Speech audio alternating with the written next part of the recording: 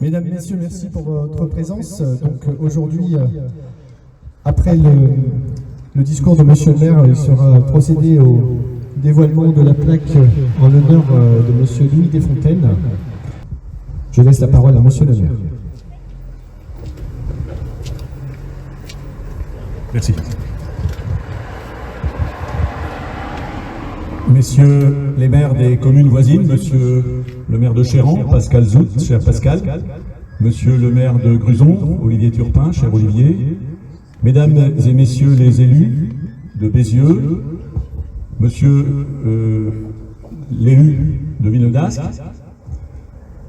mesdames et messieurs les membres des corps constitués, monsieur le commandant de la brigade autonome de gendarmerie de Bézieux, mesdames et messieurs les membres des associations, monsieur le président de la section UNC de Bézieux, mesdames et messieurs, il me revient aujourd'hui l'honneur de rappeler la mémoire de Louis Desfontaines, dans la rue qui porte son nom, en souvenir d'un événement qui a marqué notre histoire locale.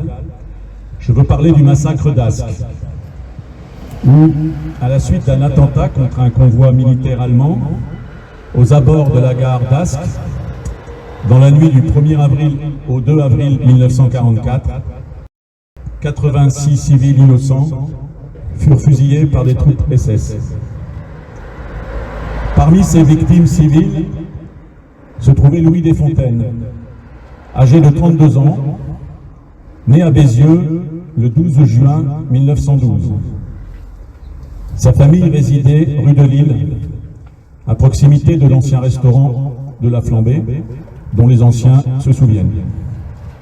Il était marié, père de 2 enfants, et habitait Ascq, et c'est en sa mémoire que la rue de la Gare, à Bézieux, fut rebaptisée rue Louis Desfontaines, où nous nous trouvons aujourd'hui. Dans la nuit du 1er au 2 avril 1944, la population d'Ascq, jusque-là sans histoire, se trouva brutalement confrontée à la guerre totale menée par les nazis. La rafle commença vers 23 h et dura pratiquement 2 heures.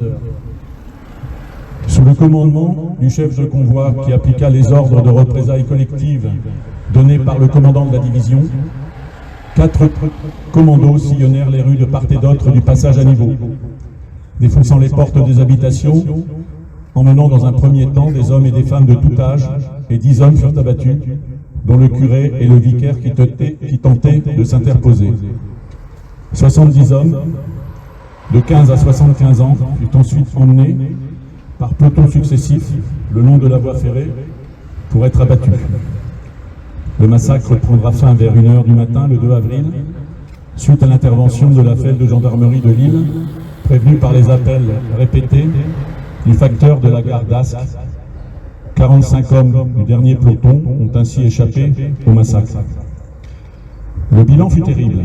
86 morts, 11 blessés, 75 veuves et 127 orphelins, dont l'épouse de Louis Desfontaines, née Solange Vilocco, et ses 2 enfants, Francine et Jean-Claude. Les résistants d'Ascq, auteurs du sabotage, furent dénoncés et arrêtés quelques semaines plus tard, jugés par un tribunal militaire allemand et exécutés au fort de Seclin, le 7 juin 1944, dans ce qui sera appelé la fusillade du fort de Seclin.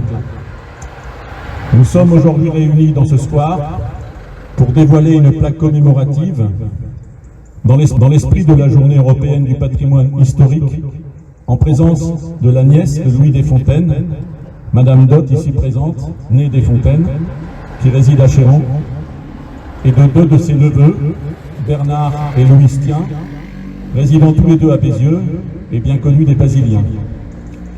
Il me revient l'honneur de dévoiler cette plaque en mémoire de Louis Desfontaines, innocente victime de la barbarie nazie, le 1er avril 1944, et avant cela, je vous propose d'observer une minute de silence en sa mémoire.